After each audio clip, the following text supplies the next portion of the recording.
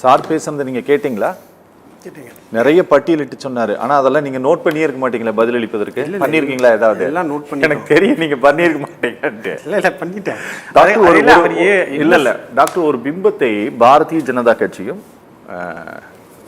அதிமுகவும் அவர்கள் ஒரு தோற்றத்தை உருவாக்குகிறார்கள். இங்க லா அண்ட் ஆர்டர் ப்ராப்ளமா இருக்கு, இது 4 ஆண்டு ஆட்சி நாசமா போன ஆட்சி அப்படின்ட்டெல்லாம் அவர்கள் ஒரு பிரச்சாரத்தை முன்னெடுக்கிறார்கள்.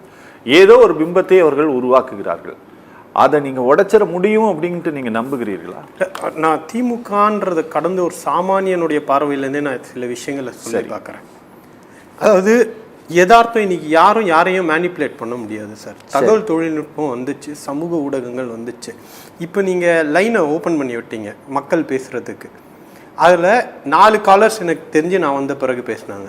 அதில் 3 பேர் திராவிட முன்னேற்ற கழகத்துடைய ஆட்சியின் மீது குறை இல்லை என்று சொல்கிறார்கள். இதுதான் கலை யதார்த்தம். நீங்கள் பெருசாக போய் மைக்ரோ அனாலிசிஸ் டேட்டா சர்வேலாம் வேணாம். அதில் ஒருத்தங்க எங்கள் மீது குறை சொன்னாங்க. அந்த குறையை விமர்சனமாக ஏற்றுக்கொண்டு மக்களுக்கான குரலாக அதை கேட்டுக்கிட்டு அதில் மாற்றங்கள் செய்வதற்காக திராவிட முன்னேற்ற கழகம் முயற்சி செய்யும். இப்போ இந்த ஷோவே சத்தியம் டிவியில் நியூட்ரலாக இருக்கக்கூடிய காலர்ஸ்கள் மத்தியில் திராவிட முன்னேற்ற கழகத்துடைய மதிப்பு என்னன்றது உங்களுக்கு தெரியுது. 4 பேரில் 3 பேர் நல்லா இருக்கு, வளர்ந்துகிட்டு இருக்கு. அவர்கள் பேசக்கூடிய மொழியிலிருந்து பல பகுதிகளிலிருந்து பேசியவர்களாக நான் பார்க்குறேன். சமுதாயத்தில் பல டிஃப்ரெண்ட் கேட்டகரிஸ்லேருந்து வரக்கூடியவர்கள் அப்படின்றது என்னால் புரிஞ்சுக்க முடியுது. அதில் பெரும்பாலானவர்கள் திராவிட முன்னேற்ற கழகத்துடைய ஆட்சியின் மீது குறை இல்லை என்று சொல்கிறார்கள். இப்போ இவங்க பட்டியலிட்டு போட்டதெல்லாம் மக்களுக்கு ஒரு காமன் சென்ஸ்ன்னு ஒன்று இருக்குது. சரி, இது திமுக செய்யலை அப்படின்னு வச்சுக்கோங்களேன், மாற்றி ஓட்டு போடுறப்ப அவங்க வந்தால் செய்வாங்களான்ற ஒரு கேள்வி இருக்குல்ல, அதுக்கு பதில் சொல்லணும்ல. இவங்க ஒரு பிம்பத்தை திமுக செய்யலை இந்த எலெக்ஷன், அதனால அவங்கள போன வாட்டி அதிமுகவை தூக்கி அடிக்கும் போது திமுகவின் மீது நம்பிக்கை இருந்தது, தலைவர் மீது நம்பிக்கை இருந்தது. இங்க message is not the issue. பொதுவா பொலிட்டிக்கல் சயின்ஸ்ல சொல்லக்கூடியது என்னன்னா, அது என்ன செய்தி என்பதை விட அந்த செய்தி சொல்லக்கூடியவர் யார் அப்படின்றது ரொம்ப முக்கியமானதாக இருக்கு.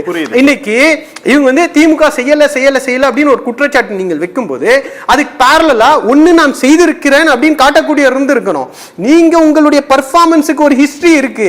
நீங்க மாநில உரிமைகளை அடகு வைத்திருக்கிறீர்கள்.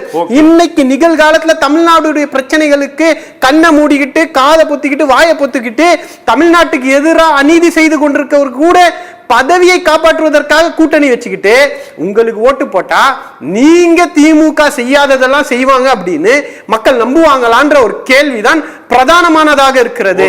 அதனால திரும்பவும் சொல்றேன், சத்தியம் டிவியுடைய செய்தி பார்க்கக்கூடிய பார்வையாளர்கள் அவர்கள் போன் பண்ணி பேசினதுல இருந்து இதுலயே களம் என்ன, மக்கள் திமுக மீது மதிப்பு எப்படி இருக்குதுன்றது பாசிட்டிவா இருக்குன்றது நம்மளால புரிஞ்சுக்க முடியுது.